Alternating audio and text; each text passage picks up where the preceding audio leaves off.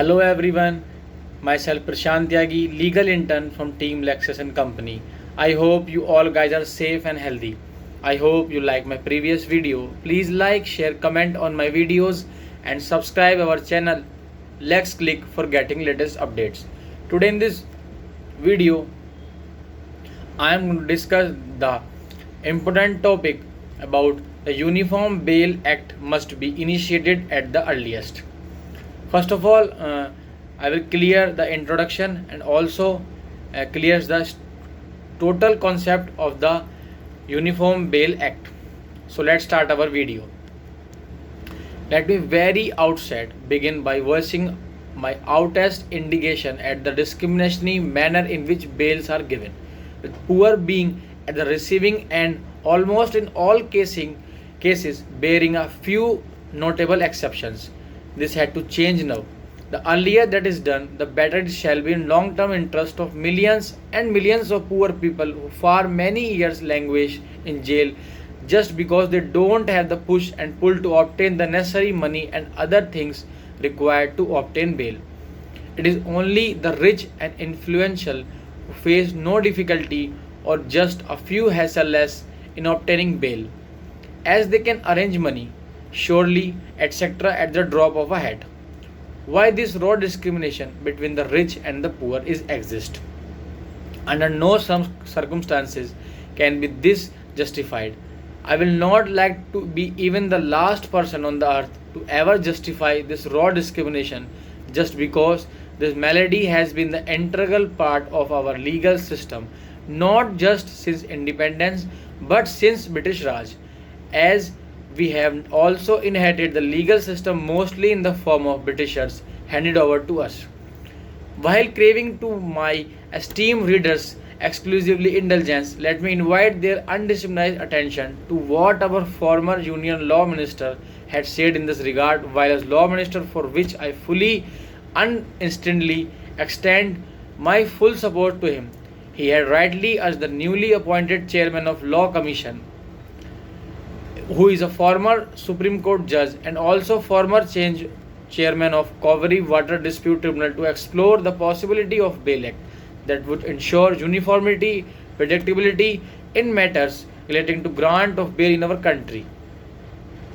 The major revamp in the bail system so that there is a parity between the poor and the rich in their right to bail. I am sure they will pay heed to whatever law minister has urgently urged him to do so.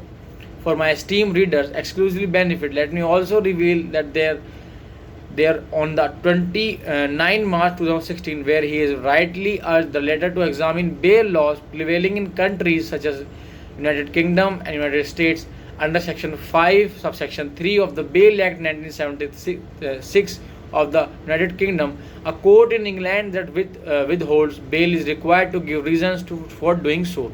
Likewise, in the United States, an accused has the right to bail unless there is a difficulty, there is a insufficient reason not to grant him.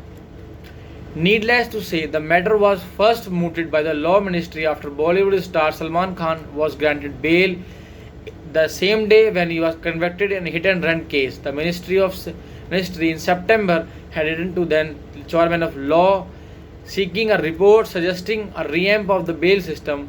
We all had now see how Salman Khan quickly got bail just because he had hired top liars like Harish Salve, whereas we see how on the contrary a poor man who has no money to hire good lawyer languish in jail for interminably long period just because of his poor financial condition.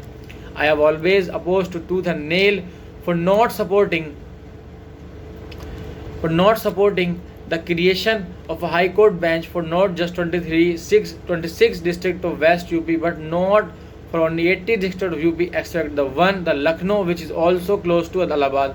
When 3 High Court benches can exist for just 6 crore population of Karnataka with less than 2 lakh pending cases and whose district are half nearly as compared to that of UP, why they can't 3 and rather 5 or 6 High Court benches be created in UP, for which has maximum pending cases almost all states. More than 10 lakh as per officials figure maintained by Ministry of Law itself. Maximum population more than 20 lakh, with West UP alone accounting for more than 9 crore population, which is much more than Karnataka and most of other states of Bihar. It may be recalled that had spreaded the most commendable initiative with the internal load. There is a growing dissatisfaction among public about the system of grant of bail, though it is a uniform and reasonable provision in theory, but in the practice it does not prove to be so. Rather, it has a crude effect on the under trials, and hence the system of grant of bail has come under severe criticism from a cross section of society. Therefore, the bail system as it practiced in India may have to be studied in detail, and major changes may have to be brought in. I fully support that initiative. Another benefit of his will be judges would be required to give reasons for denying bail, which would benefit an accused for under trial in challenging an order before an appellate court. Since all present bail is a matter of discretion of judges, the accused virtually has no cogent reason to immediately move in appeal against denial of bail. I am sure that Law Commission, to which is headed by the former very learned judge of Supreme Court, will seize upon this landmark initiative of the Law Minister and act in the interest of millions of poor people who rot in jail for many years just because they don't have enough money to hire lawyers. Leave alone good or very good lawyers are opposed to rich people, leave alone celebrities like Salman Khan who get bail really easy.